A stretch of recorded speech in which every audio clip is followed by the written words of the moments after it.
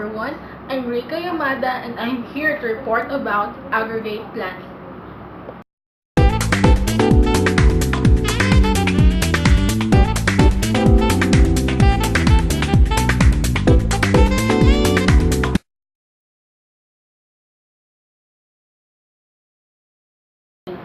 Aggregate planning is an approach to business where a long-term perspective is taken and a company is viewed as a whole, rather than a selection of discrete parts. Aggregate planning is also the process of developing the overall operation of an organization and intends to satisfy the demand forecast at a minimum cost and an attempt to balance capacity and demand in such a way that costs are minimized. For example, an auto manufacturer performing aggregate planning would think 12 to 18 months into the future and would consider all departments in the company rather than focusing on specific models or division. This approach can cut costs and make a company operate more efficiently. Sales and operations planning. It is essential planning information that will have effects throughout the supply chain and should be shared with other supply chain partners who might have useful information. Why do organizations need to do aggregate planning? First, planning. It takes time to implement plan. It is a method of achieving something that you have to work out in detail. Second is aggregation. It is important because it is not possible to predict with any degree of accuracy the timing and the volume of demand for individual items. Intermediate planning and perspective. Long-term perspective should minimize the effects of short-sighted, day-to-day scheduling in which small amounts of material may be ordered with an accompanying layoff of workers, followed by ordering larger amounts and rehiring workers. This long-term perspective on resource use can help minimize short-term requirements changes with the resulting cost savings. Intermediate-term perspective, which relates to general levels of employment, output, and inventories, which in turn establish boundaries within which short-term range decisions must be made.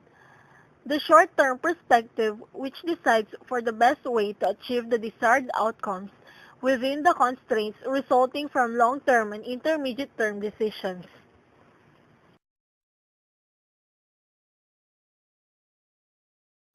Dealing with variations. To maintain a certain amount of excess capacity to handle increases in demand.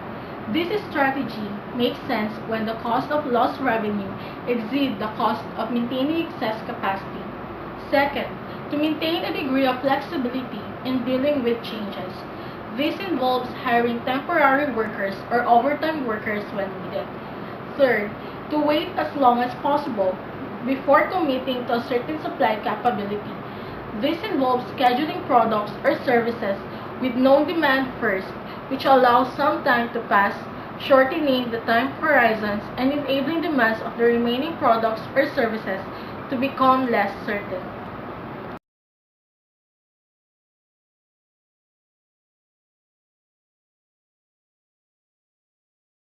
Entire planning horizon. Planners are usually concerned with minimizing the cost of the aggregate plan. Inputs to aggregate planning. Effective aggregate planning requires good information.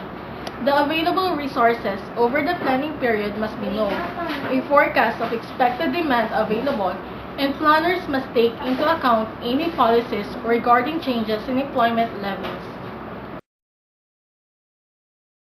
Demand and supply options. Under the demand options, pricing. It is the degree of price elasticity for the product or service. Varying prices to increase demand in periods when demand is less than peak. It is also the price reduction that may lead to higher demand. For example, matinee prices for movie theaters, off-season rates for hotels, and pricing for items that experience seasonal demand. Promotion. Advertising, direct marketing, and other forms of promotion are sometimes effective in shifting the demand. Back ordering. It means postponing delivery on current orders demand is shifted to period when capacity is not fully utilized. This is really just a form of smoothing demand. Service industries are able to smooth demand by taking reservations or by making appointments in an attempt to avoid walk-in customers. A back order is simply a promise to deliver the product at a later date when it is more readily available, usually when capacity begins to catch up with diminishing demand. In essence, the back order is a device for moving demand from one period to another, preferably one in which demand is lower, thereby smoothing demand requirements over time. New demand. A new but complementary demand is created for a product or service. For instance, when restaurant customers have to wait, they are frequently diverted into a complementary service, the bar. Other examples include the addition of video arcades within movie theaters and the expansion of services at convenience stores. Under the supply options, hire or lay off workers. By hiring additional workers as needed or by laying off workers not currently required to meet demand, firms can maintain a balance between capacity and demand. Overtime or slack time. By asking or requiring workers to work extra hours a day or an extra day per week, firms can create a temporary increase in capacity without the added expense of hiring additional workers. Part-time workers. By utilizing temporary workers or casual labor, workers who are considered permanent but only work when needed, on an on-call basis and without the benefits given to full-time workers. The use of part-time workers is a viable option, which depends on the nature of work, skills, and training needed. Inventory. Finished goods inventory can be built up in periods of slack demand and then used to fill demand during periods of high demand. In this way, new workers have to be hired, no temporary or casual labor is needed, and no overtime is incurred. Subcontracting. Frequently, firms choose to allow another manufacturer or service provider to provide the product or service to the subcontracting firm's customers. By subcontracting work to an alternative source, additional capacity is temporarily obtained. Aggregate planning strategies. There are two pure planning strategies available to the aggregate planner, a level strategy and a chase strategy. Firms may choose to utilize one of the pure strategies in isolation, or they may opt for a strategy that combines the two. Level strategy. A level strategy seeks to produce an aggregate plan that maintains a steady production rate and/or a steady employment level. In order to satisfy changes in customer demand, the firm must raise or lower inventory levels in anticipation of increased or decreased level of forecast demand. The firm maintains a level workforce and a steady rate of output when demand is somewhat low. This allows the firm to establish higher inventory levels than are currently needed. As demand increases, the firm is able to continue a steady production rate or steady employment level, while allowing the inventory surplus to absorb the increased demand. A level strategy allows a firm to maintain a constant level of output and still meet demand. This is desirable from an employer relations standpoint. Negative results of the level strategy would include the cost of excess inventory, subcontracting or overtime costs, and back order costs, which typically are the cost of expecting orders and the loss of customer goodwill. Chase strategy. A chase strategy implies matching demand and capacity period by period.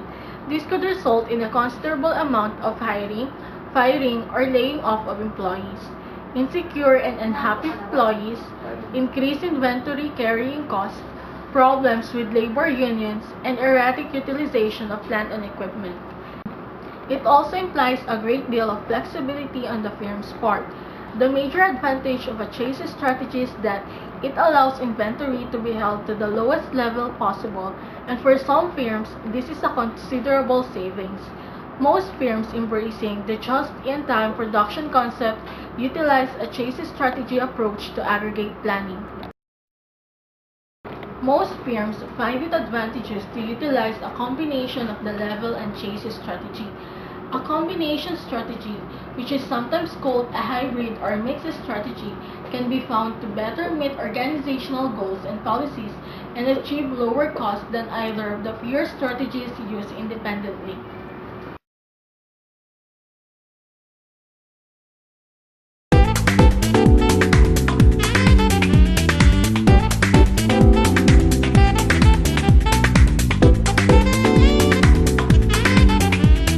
Good afternoon, everyone. I'm Jun Simon Pisano, and I'm here to report the techniques to be used in aggregate planning. After learning the basic concepts about aggregate planning from my partner's report, I am here to show how a production manager makes an aggregate plan. They're using mathematical procedures through tables in order to analyze the necessities of their company's operation and production. The techniques that I will discuss is mostly used in manufacturing firms but can also be used by service firms. So as the definition of the aggregate plan, I'll teach you how to make a production plan that meets the demand of the consumer.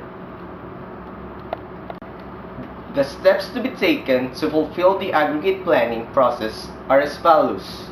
First, gathering and organizing the information through techniques of making an aggregate plan. Second, disaggregation of the aggregate plan. And third, master scheduling. So first, let's focus on the techniques of aggregate planning. There are actually two major techniques for aggregate planning.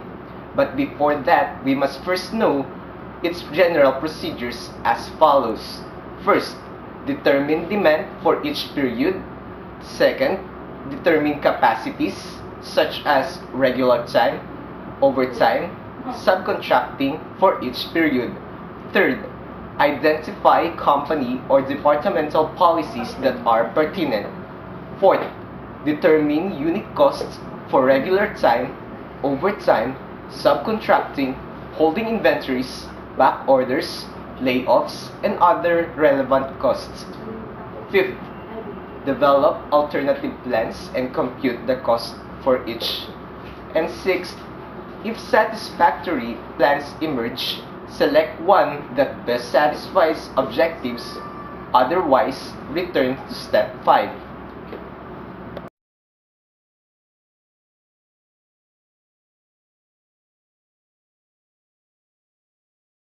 Now, here are the techniques for aggregate planning, such as the informal trial and error technique and the mathematical technique. The mathematical technique is subdivided into two categories, such as the linear programming and the simulation model.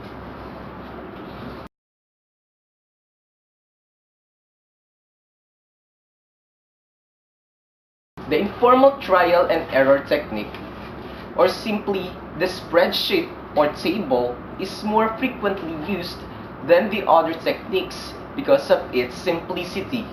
This method consists of developing simple tables or graphs that enable planners to virtually compare projected demand requirements with existing capacity. Its purpose is to develop and evaluate an aggregate plan rather than to find the lowest cost plan. It is also easy to understand and easy to be computed. Its goal is to make a simplified table in order to enhance its understandability. However, being so simplified made this technique quite unrealistic. More so, there are lots of informations that are realistic. This technique also